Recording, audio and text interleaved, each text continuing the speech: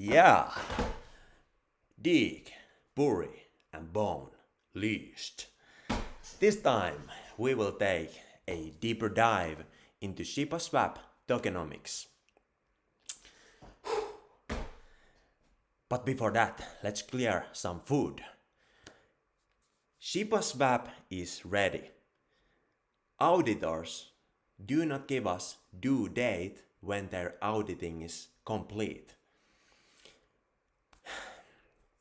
They will take their time. They want to make sure there is no risk in their auditing.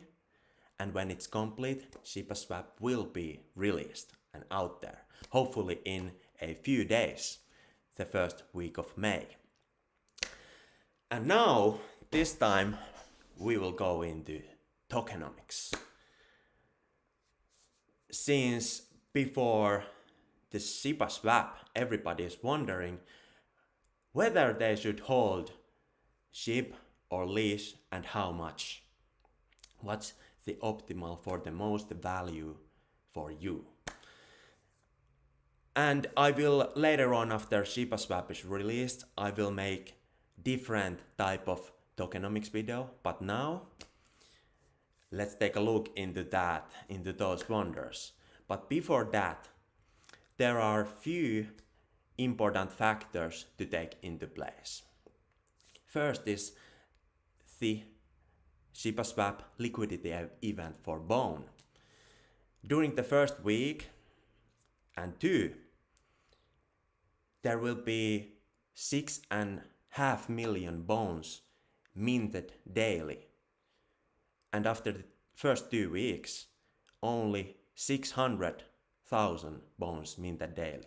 So it's 10x bone rewards for the first 2 weeks. You wanna take that into consideration, yeah. And the second important thing is to notice is that Leash market cap is significantly lower than SHIB market cap. And that affects the digging, providing liquidity. Since when you dig, you will get rewards for the amount of liquidity you provide in proportion. So let's say there are way more liquidity providers for SHIB than there is for Leash. And let's say if there is only 50 liquidity diggers for Leash, then the rewards will be split between those 50 diggers. When every time when people swap coins, the liquidity providers will get the rewards. So let's say that Leash price is here. And then you provide liquidity, you dig. Then Leash price starts to increase. So this is the risk you take for digging, the impermanent loss. And to offset that risk, you will get rewarded in bones, bitcoins and USD dollars. And out of those rewards, 33% is available right away, but 66% is locked for 6 months. And there are only good reasons for that lockdown period. One of them is that the rewards are evened out for a longer period of time, so there is no unnecessary price pressure on the market. Yeah, so that emphasizes the long-term value that is in digging, and it makes everything more stable. Yeah, so these factors must be taken into consideration. And what comes to burying? In other words, staking. Shibas are the fastest, quickest to find more bones when you bury or dig.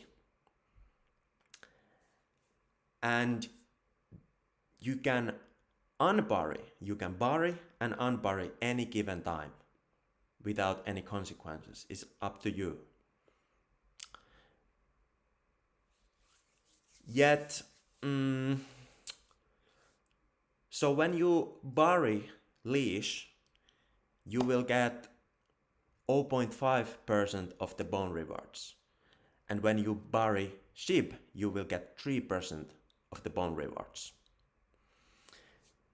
And what is important to notice is that when you dig, the reward amounts are based on the allocation points per pair. It is not a fixed percentage like it is in pouring. So, to make a simple general conclusion and views or thumb of rules out of this, I would say it's better to dig Leash for long-term value and to bury SHIB.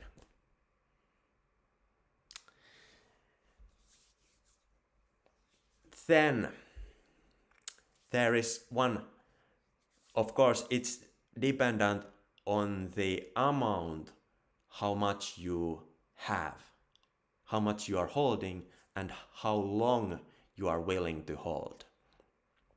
So let's say if you have huge amounts of SHIB or Leash, let's say tens of billions of SHIBs or tens of Leashes, then you want to consider digging for the long term.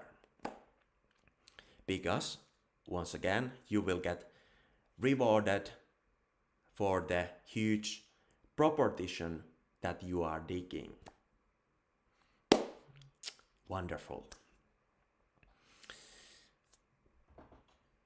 And there the rewards are split. So, let's save us from too much headache. Things are moving all the time, and I will make another Tokenomics video when things go forwards. So with these thoughts, have a good holding, and if you haven't already, subscribe, ring the bell, another video is coming. This is everything for today. Woof!